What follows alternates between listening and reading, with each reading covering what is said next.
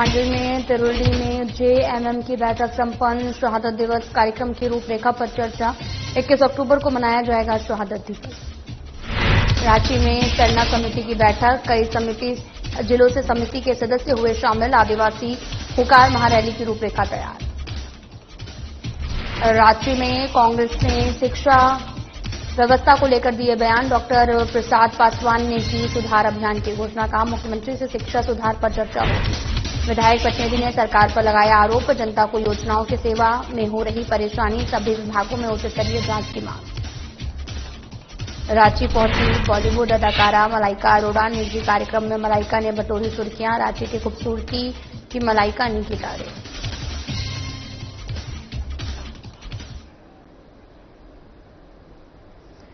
नमस्कार, मैं हूं आपके साथ अंकिता पाल। बुलेटिन की शुरुआत करते हैं। 21 अक्टूबर 1982 को हुए तिरुल्डी गोलीकांड में शहीद हुए अजीत महतो और धनंजय महतो के शहादत दिवस की तैयारी को लेकर जेएमएम कार्यकर्ताओं की बैठक कुकड़ू प्रखंड के तिरुल्डी में आयोजित की गई है। बैठक की अध्यक्षता जेएमएम कुकड़ू प्रखंड अध्यक्ष कृतिवास महतो ने की है, जिसमें बड़ी संख्या में पार्टी कार्यकर्ता शामिल हुए।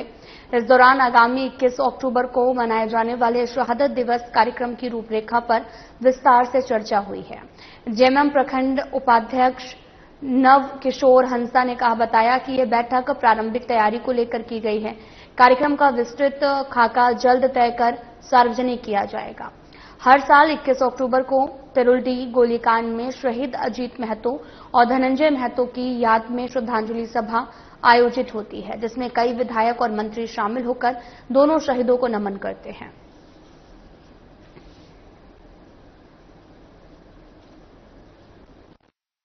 आज 21 अक्टूबर के लिए जो अजीत धनंजय शहादत दिवस है, इसके लिए हम लोग झारखंड मुख्य मोर्चा के कार्यकर्ता ने एक बैठक रखा।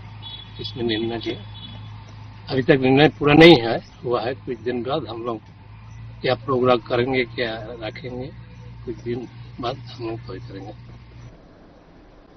केंद्रीय सरना समिति की आज रांची में एक बैठक हुई और बैठक में रांची के अलावा लोहरदगा, गुमला, रामगढ़ और हजारीबाग समेत कई जिलों से समिति के सदस्य शामिल हुए। बैठक के दौरान मुख्य रूप से 17 अक्टूबर को प्रस्तावित रांची के प्रभात तारा मैदान में आयोजित आदिवासी हुकार महारैली के समर्थन के साथ समिति के कार्यक्रम की रूपरेखा तय की गई है। इसके अलावा संगठन को विस्तार देने पर भी बैठक में चर्चा हुई। समिति के केंद्रीय अध्यक्ष फूलचंद तिर्की ने कहा कि आदिवासी शांति के मार्ग पर चलने वाले होते हैं और हम अपने सभी मुद्दों का भी शांति से हल निकालने के पक्षधर हैं।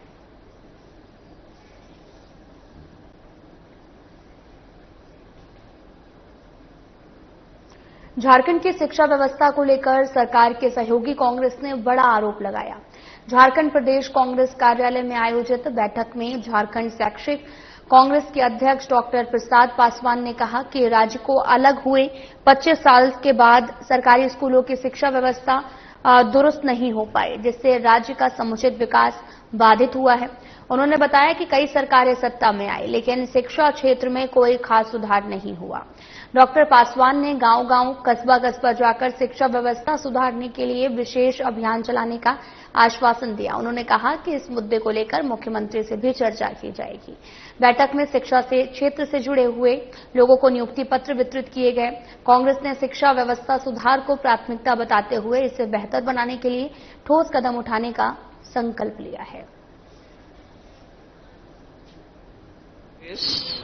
कि राज्य समिति का गठन एवं नियुक्ति पत्रों का वितरण कार्यक्रम संपन्न हुआ है।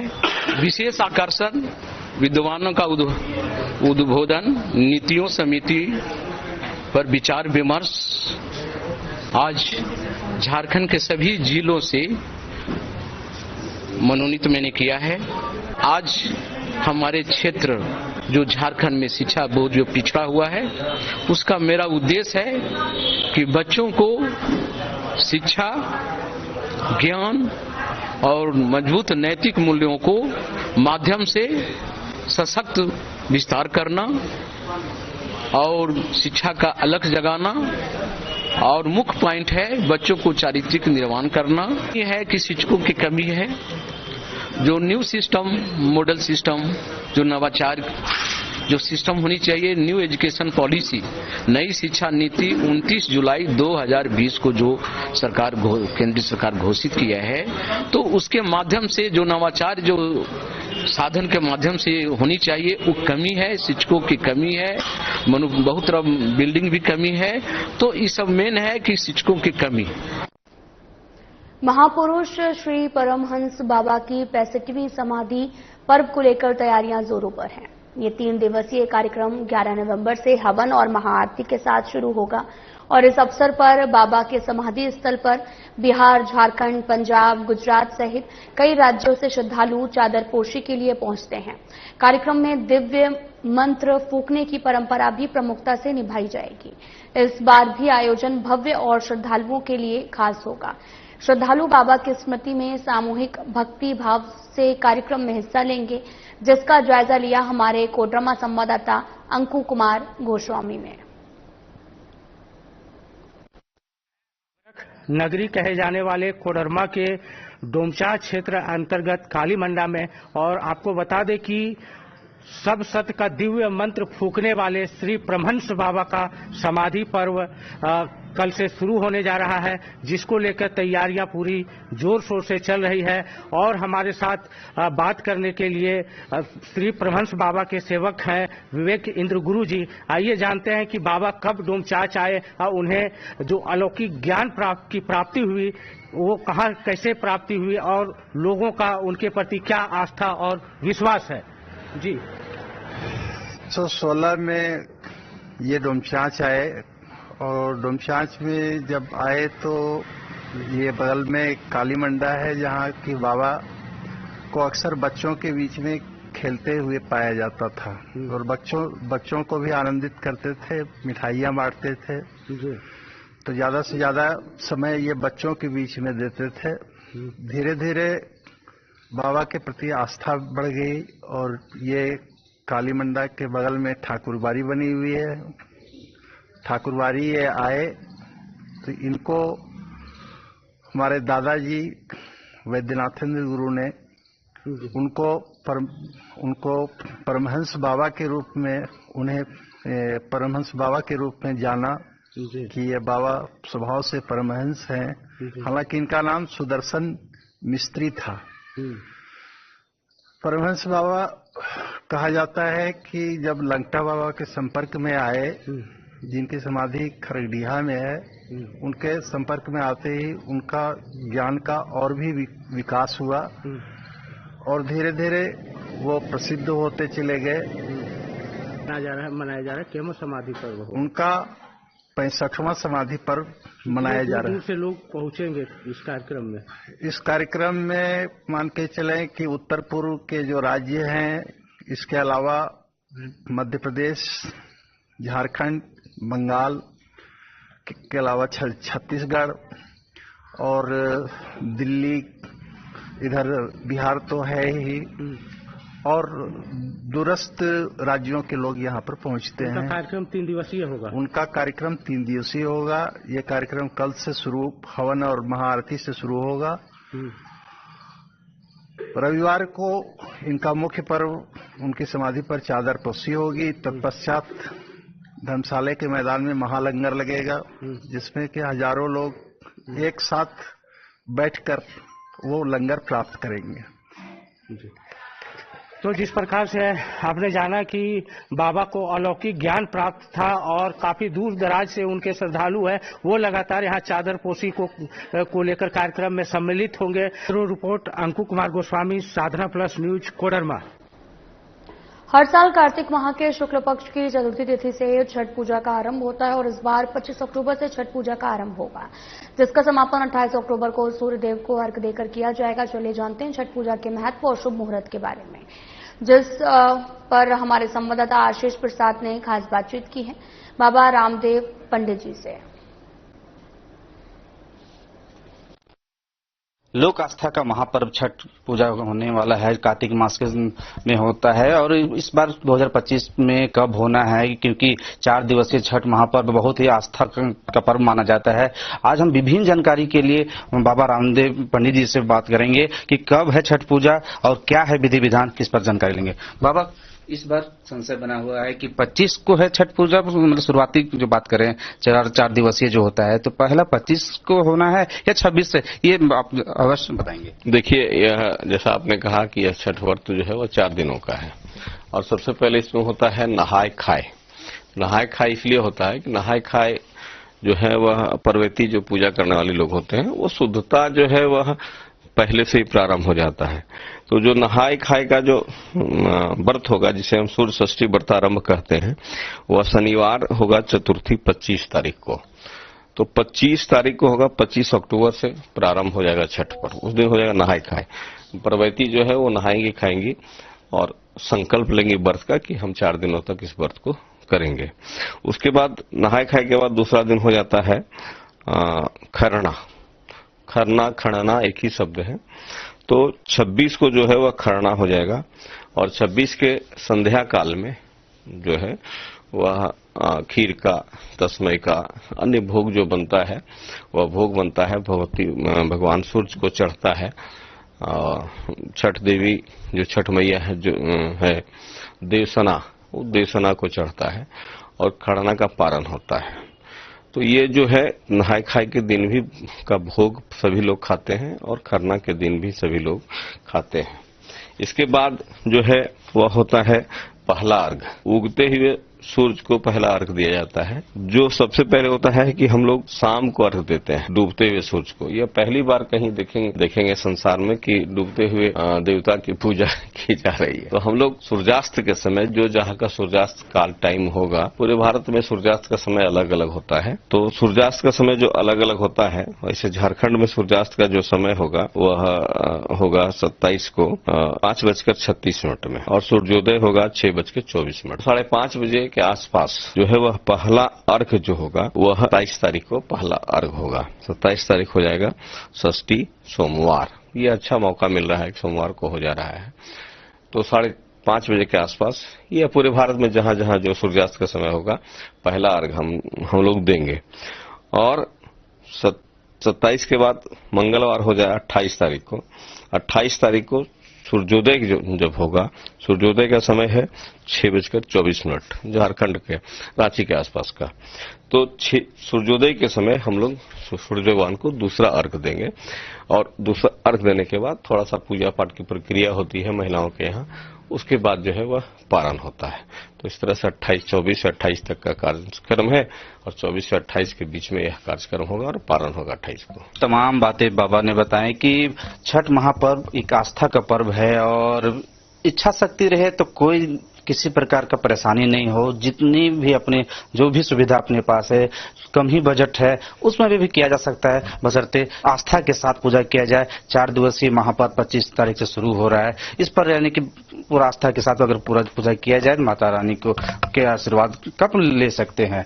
सहयोगी संजय पांडे के साथ आशीष प्रसाद, साधना न्यूज, रांची।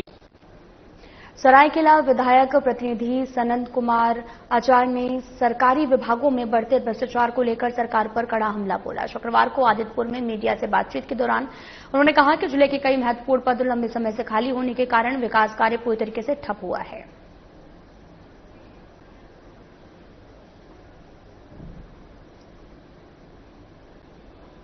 उन्होंने बताया कि सरायकेला एसडीओ का पद 8 महीने से, गम्हरिया बीडीओ का पद 3 महीने से और सरायकेला अंचल अधिकारी का पद 10 दिनों से खाली है, जिससे आम जनता को मैया सम्मान योजना, वृद्धा पेंशन, आधार सुधार, आय जाति आवासीय प्रमाण पत्र और म्यूटेशन जैसे सरकारी कार्यों में भारी परेशानी हो रही है। उन्होंने शहरी जलापूर्ति योजना की खराब स्थिति का भी जिक्र करते हुए कहा कि लोगों को स्वच्छ पेयजल नहीं मिल पा रहा।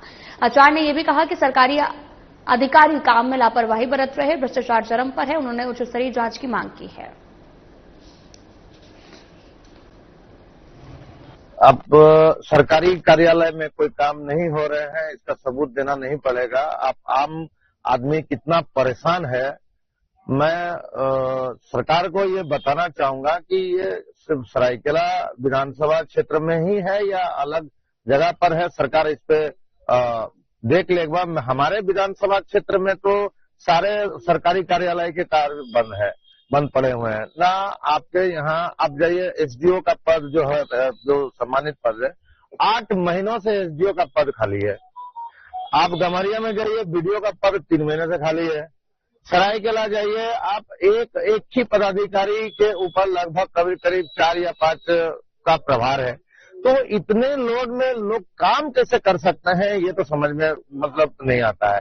आज आम आदमी इतना परेशान है कि सुबह आप आइए, सुबह से मुझे कम से कम अभी तक लगभग 20-25 कॉल आ चुके हैं कि भैया मेरा सर्टिफिकेट नहीं बन रहा है, भैया मेरा आधार कार्ड में सुधार नहीं हो रहा है, भैया मेरा ये नहीं हो रहा है, बेटा मेरा ये नहीं हो रहा है। तो हम परिस्थिति को जानने के लिए सभी कार्य लगे। आज हम एसडीएम कार्यालय गए थे, 11 बजे तक वहां कोई नहीं था। फिर आए तो सरायकेला जिला में आए, जिला में कई कार्यालय, अब फिर अंचल कार्यालय आए, अंचल में कोई पदाधिकारी नहीं, काम ही नहीं। मतलब आप मान के चलिए कि अब जनता अब ऐसे हो गई है, 1.5 साल की ये जो वर्तमान की सरकार बनी है, 1.5 काम नहीं हुआ है। कोडरमा जिले के इंद्रवा पंचायत के वार्ड संख्या 11 के ग्रामीण जर्जर सड़क के स्थान पर नई सड़क निर्माण की मांग को लेकर सरकार और जिला प्रशासन से लगातार गुहार लगा रहे हैं। ग्रामीणों का कहना है कि लंबे समय से सड़क की हालत खराब है, जिससे लोगों को आवागमन में काफी परेशानी हो रही। वहीं गांव के कुछ लोगों की ओर से सड़क की जमीन पर निजी स्वामित्व का दावा कर विवाद खड़ा कर देने से निर्माण कार्य बाधित है। ग्रामीणों ने जिला प्रशासन से मामले की जांच कर शीघ्र सड़क निर्माण कार्य शुरू कराने की मांग की है। हो चुका है, कुछ हो नहीं रहा है। जैसा पानी पड़ा है, कोई 4 व्हीलर नहीं, एम्बुलेंस नहीं, कुछ नहीं घुस रहा है इधर। अगर कोई मर भी जाएगा तो क्या होगा इसमें? यहीं पे दफना देंगे क्या हम लोग? इसके लिए तो हम लोग को आने जाने के लिए रास्ता तो चाहिए। सब कोई विवाद कर रहा है, मेरा जमीन है, मेरा जमीन है। सारा आवाजाही ठप हो चुका है। तो बना हुआ पहले से बना हुआ था, लेकिन बीच में झरझर हो गया था रोड, तो उसको रिपेयरिंग के लिए आया था। तो बाद में रिपेयरिंग वाला आया तो बोला कि सब कोई मिलकर कि जिसका विवाद कर रहा है वो बोला कि हम लोग रोड बनाएंगे साथ में। जब हम लोग बनवाना चालू किया, जब रोड खुद गया, उसके बाद सब बोल रहा है कि नहीं मेरा जमीन है, मेरा जमीन, हम नहीं बनने देंगे। रोड लगभग 30-35 साल पहले से बना हुआ था और वो पूर्ण रूप से जर्जर हो गया था। अब जर्जर होने के बाद में मुखिया फंड से हम लोग बोले थे कि मुखिया जी को कि रोड आएगा तो हम लोग को चाहिए। गांव में रोड है तो पूरा पंचायत, ये इंदरवा पंचायत पड़ता है। गांव का नाम सलाइडी है, वार्ड नंबर 11। अच्छा, तो मुखिया जी बोली कि आएगा तो हम देंगे। तो फिर हम लोग वार्ड सदस्य भी बात किए तो फंड आया। तो जो पुराना जर्जर रोड था उसको लगभग 400 प्लस होगा, जर्जर हो गया था। तो वो सभी गांव वाला वापस में बैठक किया कि रोड जर्जर हो गया है, आया है तो इसको बनना चाहिए। जब बीमारी हो जाए तो हम लोग किस तरह से जाएंगे, यही हम लोग का समस्या दिक्कत है। आने जाने में हम लोग को इतना तकलीफ, आप देख सकते हैं कि पानी वहाँ कितना जमा हुआ है, मच्छर से हम लोग मर रहे हैं। होता है तो क्या स्थिति हो जाता है सड़क का? पानी का एकदम बेकार, पानी किधर से भी निकलने नहीं देता है। देखिए जिसका जमीन उधर है वो नहीं निकलने देता। इसका एक तो आप कंपनी पदाधिकारी या जनप्रतिनिधि से सारा नहीं लगाए? सब लगाए सर, किसी का सुनवाई नहीं है। कौशल विकास योजना के जिला समन्वय अधिकारी आशीष कुमार ने बेरमो के ठोरे स्टाफ क्वार्टर स्थित कौशल विकास केंद्र का औचक निरीक्षण किया है। निरीक्षण के दौरान उन्होंने प्रशिक्षण की प्रक्रिया की जानकारी ली है और प्रशिक्षकों से बातचीत की है। आशीष कुमार ने बताया कि बच्चे उत्साहपूर्वक कौशल विकास योजना का लाभ उठा रहे हैं और उन्होंने बच्चों के प्लेसमेंट को लेकर भी चर्चा की है। उनके उज्जवल भविष्य की कामना करते हुए बेहतर प्रदर्शन के लिए प्रोत्साहित किया। मेरा नाम आशीष कुमार हुआ, कौशल जिला समन्वयक और प्रोजेक्ट असिस्टेंट यूएनडीपी जेएसडीएमएस की ओर से हम विजिट करने आते हैं और इंस्पेक्शन करते हैं स्कूल सेंटर्स का। आज विजिट किए हैं सर, कैसा लगा आपको? अच्छे विजिट किए हैं, ट्रेनिंग सेंटर अच्छा चल रहा है, जीडीए का यहाँ क्लासेस चल रहे हैं, प्लस सिलाई मशीन यहाँ सिखाया, सिलाई मशीन में समूह का ट्रेनिंग चल रहा है। दोनों में बच्चे अच्छा इंटरेस्ट ले रहे हैं, अच्छे से सीख रहे हैं। और जैसे कि मेरा सेंटर मैनेजर से बात हुआ कि इनका प्लेसमेंट कहाँ आप करवा रहे हैं, तो उन्होंने बताया 2050 हेल्थ केयर के साइड से हम रांची में, बेंगलोर में और भुवनेश्वर में प्लेसमेंट करवा रहे हैं। साड़ विधानसभा क्षेत्र के पूर्व विधायक रणधीर सिंह ने बड़ी घोषणा करते हुए कहा कि 8वीं कक्षा से लेकर बीए बीएससी तक के विद्यार्थियों को निःशुल्क कंप्यूटर शिक्षा दी जाएगी। ये योजना संस्था के माध्यम से संचालित होगी और सफल छात्रों को प्रमाण पत्र भी प्रदान किया जाएगा और अब तक 10,000 से अधिक विद्यार्थियों ने इस योजना के लिए पंजीकरण कराया है। साथ ही रणधीर सिंह ने यह भी बताया कि यह कार्यक्रम अगले 5 सालों तक पूरे विधानसभा क्षेत्र में जारी रहेगा, जिससे ग्रामीण युवाओं को तकनीकी शिक्षा के साथ रोजगार के नए अवसर मिल सकेंगे। इस पहल से क्षेत्र के छात्रों का भविष्य संवारने में मदद मिलेगी और वे आधुनिक तकनीक ज्ञान से लैस होंगे। कि साठ विधानसभा क्षेत्र के अंतर्गत 8 क्लास से लेके BA BSc तक के बच्चों के लिए फ्री में कंप्यूटर की शिक्षा, चाहे टेली हो चाहे ADCA हो, ऐसे जो भी कोर्सेस तो काफी महंगा है। अगर कोई बच्चा मार्केट से टेली करता है तो उसको 6,000 रुपया लगता है, ADCA करता है तो 4,000 रुपया लगता है। ऐसे तमाम बच्चों को फ्री में कंप्यूटर की शिक्षा और उन्हें सर्टिफिकेट मुहैया संस्था के माध्यम से कराऊंगा और जिसकी शुरुआत हमने आज से कर दी है। इसके लिए हमने पहले आह्वान किया और पूरे विधानसभा से हजार बच्चों का रजिस्ट्रेशन हमारे आवास विभाग के बच्चों ने कराए हैं और आज आसनबनी पंचायत, लागवा और दुंदुई पंचायत से ये कोर्स शुरू हो रहा है। 3 शिफ्ट में बच्चों को पढ़ाया जाएगा और एक शिफ्ट में 18 बच्चे बस में बैठकर फ्री में 2 घंटा का कोर्स करेंगे। खलारी थाना क्षेत्र में पुलिस और राहुल दुबे गैंग के बीच में मुठभेड़ की घटना हुई है। मुठभेड़ की घटना शुक्रवार की सुबह हुई। दोनों ओर से हुई गोलीबारी में राहुल दुबे गैंग के 2 अपराधियों को गोली लगी है। वहीं पुलिस ने घटनास्थल से भारी संख्या में हथियार का जखीरा बरामद किया। रांची के SSP राकेश रंजन को सूचना मिली थी कि राहुल दुबे गैंग के कुछ अपराधी खलारी इलाके में किसी बड़ी घटना को अंजाम देने वाले हैं। इस सूचना पर अपराधियों को पकड़ने के लिए एक विशेष पुलिस टीम का गठन किया गया। पुलिस ने मौके से भारी मात्रा में हथियार और जखीरा बरामद किया है। पुलिस आसपास के क्षेत्र में सघन अभियान चला रहे हैं और आगे की कार्रवाई में जुटी हुई है।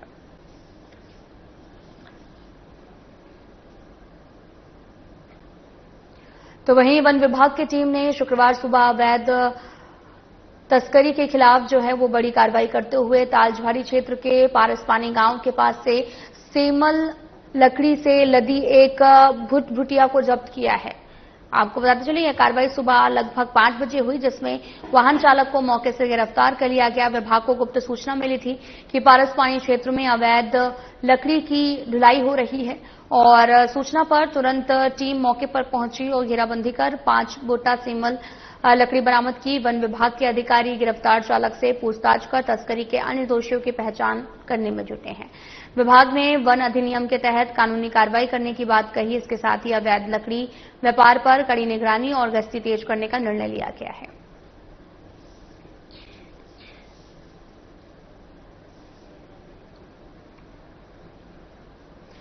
साहिबगंज जिले के राजमहल थाना पुलिस ने छात्रा के अपहरण प्रयास मामले में बड़ा खुलासा किया है। बरहरवा SDPO नितिन खंडेवाल ने प्रेस कॉन्फ्रेंस में बताया कि लखीपुर मानसिंघा पेट्रोल पंप के समीप बंगाली टोला से 5 आरोपियों को गिरफ्तार किया गया है। गिरफ्तार आरोपियों में 25 साल के सिंधु शेख, समीर शेख, मोहम्मद बाबर शेख उर्फ मोहम्मद सरीकुल, मेंबर शेख और हामिद शेख शामिल हैं। SDPO ने बताया कि बीते दिनों छात्राओं के साथ हुए छेड़छाड़ और अपहरण के प्रयास के मामले में सभी आरोपियों को साहिबगंज के मजहर टोला दियारा के पास से गिरफ्तार किया गया है और इस मामले की जानकारी देते हुए बरहरवा SDPO नितिन खंडेवाल के साथ में राजमहल थाना प्रभारी और अन्य पुलिसकर्मी मौजूद रहे। पुलिस आरोपियों से पूछताछ कर मामले की गहराई से जांच कर रही है। कल दिनांक 9 अक्टूबर को उत्क्रमित उच्च विद्यालय जामनगर जा रही एक बालिका को अपहरण करने का प्रयास किया गया कुछ लोगों के द्वारा। इस मामले में 5 नामजद लोगों पर प्राथमिकी दर्ज की गई। प्राथमिकी दर्ज करने के बाद त्वरित कार्रवाई करते हुए जो भी इसमें 5 अभियुक्त थे सभी को मधर टोला के दियारा स्थित क्षेत्र से गिरफ्तार किया गया और गिरफ्तार कर भी न्यायिक हिरासत में भेजा जा रहा है। इसमें जो गिरफ्तार अभियुक्त हैं उनके नाम है संटू शेख, समीर शेख, बाबर शेख, मेंबर शेख, हामिद शेख, जो सभी हसन टोला राजमहल के रहने वाले हैं।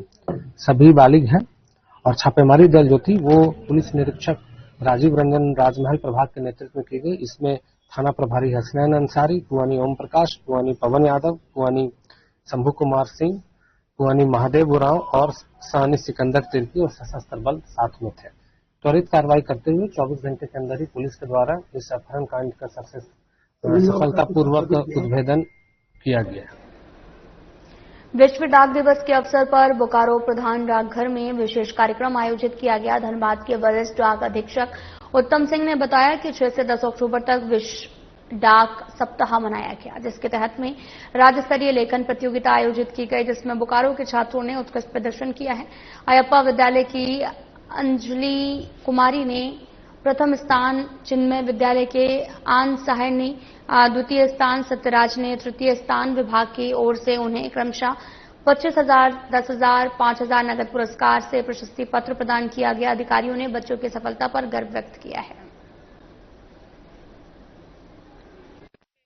ग्रामीण क्षेत्रों में भी प्रतिभाओं की कोई कमी नहीं है। हमारे जितने नौजवान साथी सहयोगी है इधर, उन्होंने काफी बढ़िया खेल का परिचय दिया है, अनुशासन से खेला है और मस्कोना की पावन धरती पे बाराडी के इस स्टेडियम पर बहुत ही अच्छा बीपीएल सीजन 2 यानी बाराडी प्रीमियर लीग कराया गया रामोजी और संटू के माध्यम से। तो बहुत ही अच्छा गांव के नौजवानों के द्वारा ही नौजवानों को प्रतिभा निखारने के लिए मंच प्रदान कराया जा रहा है, जिसमें हमारे गांव क्षेत्र के अभिभावकों का पूरा योगदान रह रहा है। तो ये बहुत ही अच्छी बात है, ताकि कम संसाधन में ही एक अच्छा खेल हो रहा है और प्रतिभाओं में कहीं कोई रुकावट नहीं, उन्हें बढ़ने का पूरा अवसर मिल रहा है। तो इससे बेहतरीन बात और कुछ नहीं हो सकती। आज कोडरमा जिला के डोमचांच क्षेत्र अंतर्गत मसमोहना पंचायत के बाराडी खेल मैदान में बीपीएल सीजन 2 बाराडी मसमोहना प्रीमियम लीग टूर्नामेंट का फाइनल मैच कोलगरमा और कक्कड़चोली के बीच में खेला गया। खेल के दरमियान कक्कड़चोली की टीम ने 4 विकेट से जीत दर्ज की है। सभी खिलाड़ियों को सम्मानित किया गया। टूर्नामेंट का फाइनल मैच देखने काफी दूर दराज से लोग यहां पर पहुंचे और इस बीच पूर्व जीप अध्यक्ष शालिनी गुप्ता ने कहा कि ग्रामीण क्षेत्रों में प्रतिभाओं की कमी नहीं है। कम संसाधनों के बावजूद युवा बेहतर खेले, जो कि काबिले तारीफ है। जीप सदस्य लक्ष्मण यादव ने भी खिलाड़ियों का मनोबल बढ़ाया है।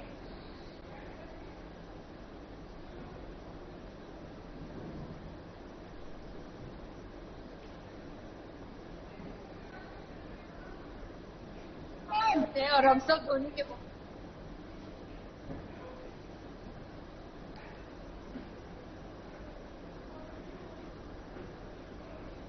झारखंड की राजधानी रांची में गुरुवार को आयोजित एक निजी कार्यक्रम में बॉलीवुड की मशहूर अदाकारा मलाइका अरोड़ा ने शिरकत की है और इस दौरान कार्यक्रम में मौजूद लोगों ने मलाइका से करीब से मुलाकात की और फोटो भी खिंचवाई है। मलाइका ने रांची शहर की खूब तारीफ करते हुए कहा कि उन्हें यह शहर बेहद पसंद आया है। उन्होंने रांची को भारतीय क्रिकेट टीम के पूर्व कप्तान महेंद्र सिंह धोनी के शहर के रूप में विशेष पहचान वाला बताया है।